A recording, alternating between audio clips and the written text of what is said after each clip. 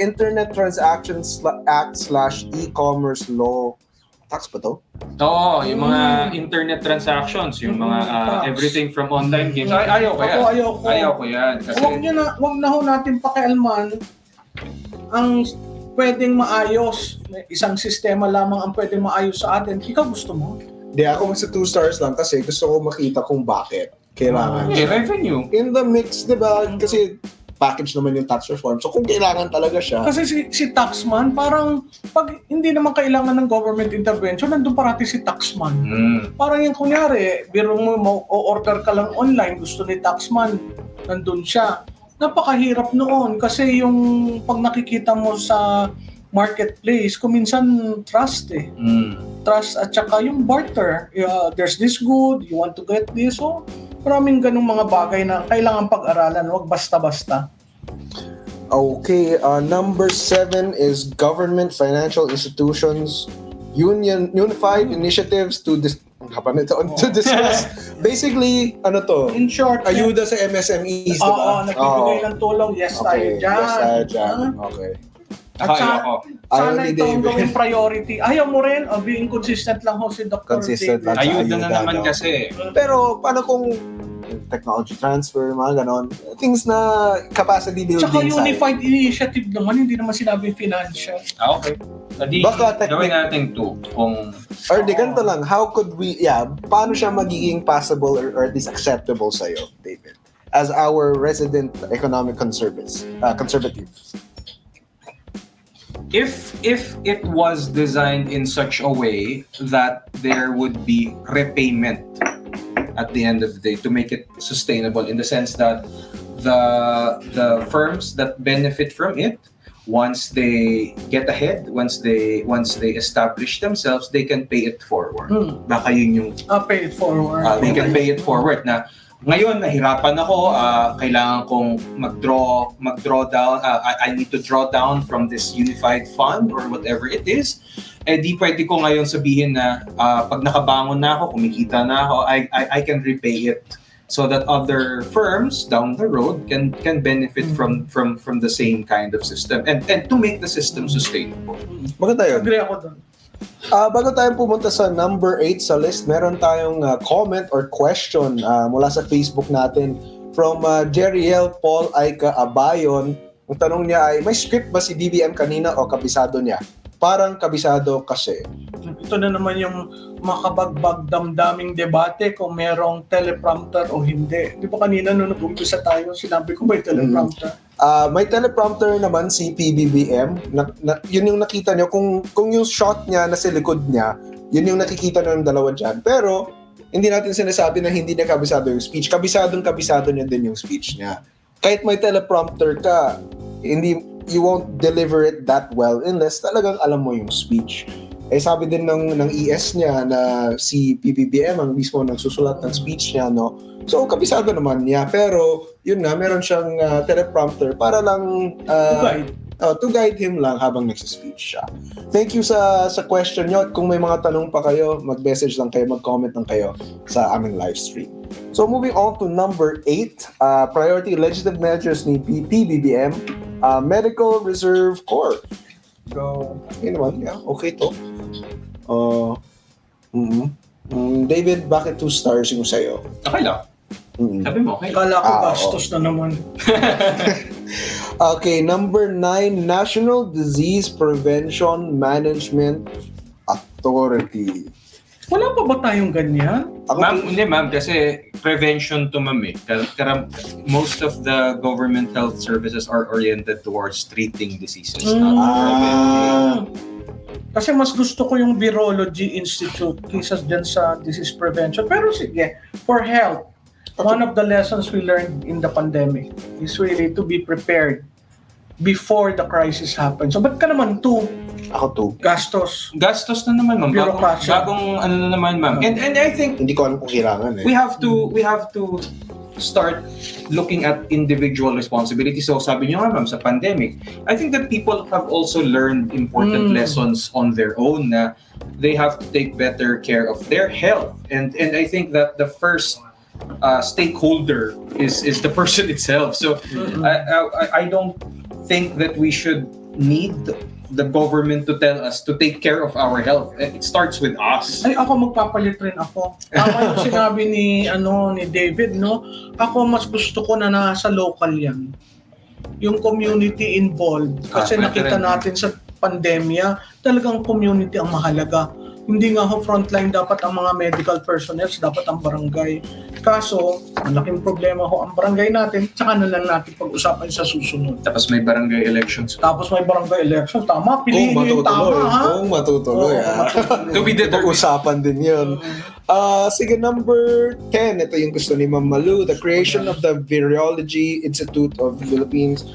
Ako 3 stars ako doon just because sana makagawa tayo ng sarili natin vaccines. Ganun, di ba? Research and development Very lang. talented ang Pilipino ho. Kayang-kaya natin yung magawa.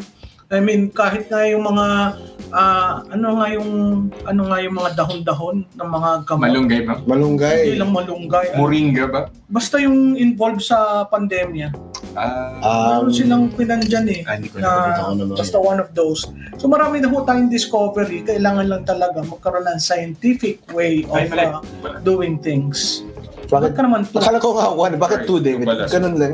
Okay. Kasi Okay lang, but apart from that, ma'am, I think that at the end of the day, we can't legislate innovation. There's a certain relationship between the incentive structure within the private sphere that cannot be replicated by the government or central planning. And I think that while this could be a step in the right direction, I am not confident that the government would be able to legislate, as I said, innovation. Well, I mean, as long as you're creating the correct kinds of institutions and stuff, I guess. Depende rin naman yun. I'm inclined to think that it's more the profit orientation for the innovation should be driven by profit. But there's this very profit. There's this very interesting anecdote that I'd like to share. When they were trying to figure out the airplanes, yung sa Wright brothers, the U.S. government spent enormous amounts of money to fund yung research, state-funded research on the creation of airplanes, and the aircraft that they were able to create could not get off the ground. That's why they said that it couldn't be done. But the Wright brothers, through their own innovation, mechanics, these are bicycle mechanics, and they were able to get their aircraft off the ground. They were able to create a manned aircraft. So I think that's the important thing. That it's not about putting money into a pot and hoping that something will come out of it. There has to be that sort of tension between the threat of bankruptcy and say the drive to innovate. Because if you have secure government funding, there's also that lack of impetus. So that's why I'm worried about this Virology Institute. Number 11 is the Department of Water Resources. Number 1 si Ma'am Malu, ako din. Wala tayo. Parang di natin alam kung kailangan. They agree. Kayo ba, ma'am? Bakit kayo 1 star lang doon? Another department to do what? Hindi nga natin maayos-ayos. Ayusin muna natin yung franchise area. Pag naayos natin, may proof of concept tayo, then let's see. Kasi kung ito usaping bulk water lamang, it's useless to do a department. Kasi kinukunan mo ng poder ang local government dyan sa usaping yan. And yun nga, parang kung gagawa tayo ng bagong department na naman, nagka-clash yun dun sa right sizing na gusto naman mangyari, diba? We want to streamline the bureaucracy. But of course, may major caveat dyan. Kung paliwanag nila, if they can defend why we need this Department of Water Resources, then why not? Pero sa ngayon, I'm not sure. I don't see that. Yeah, I don't see the need for this particular. Number 12 is a unified system of separation, retirement, and pension. No. Yep. Parang wala namang sira sa system I think natin. it's like they're also asking for more problems. They're asking for more headaches if they try to unify the various Trust funds. and as we were talking about earlier, ma'am, it runs the risk of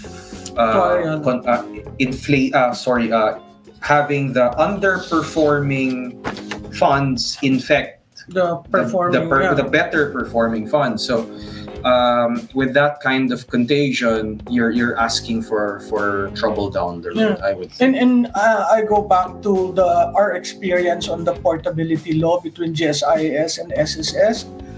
That hasn't proven to be a good cure for those members who are, transferring from private to government. So my sense is you let each organization with their own trust fund handle their own actuarial needs and gain from proper investment of their funds. Again, we were discussing about AFSLI and you mentioned another SLI. AMSLI. So all this SLI, it's not going to be, we're not curing the problem by having a unified system. So iba ang police, iba ang military, iba ang private sector, iba ang government. Just to add, I think it's also important to acknowledge that the Philippine economy has become sophisticated enough to allow for the emergence of private pension funds. So there is this opportunity for people to take on more individual responsibility, even in their choices when it comes to their retirement fund, their pension, their and their investments, and sort of calling for this unification. I think is a departure from that.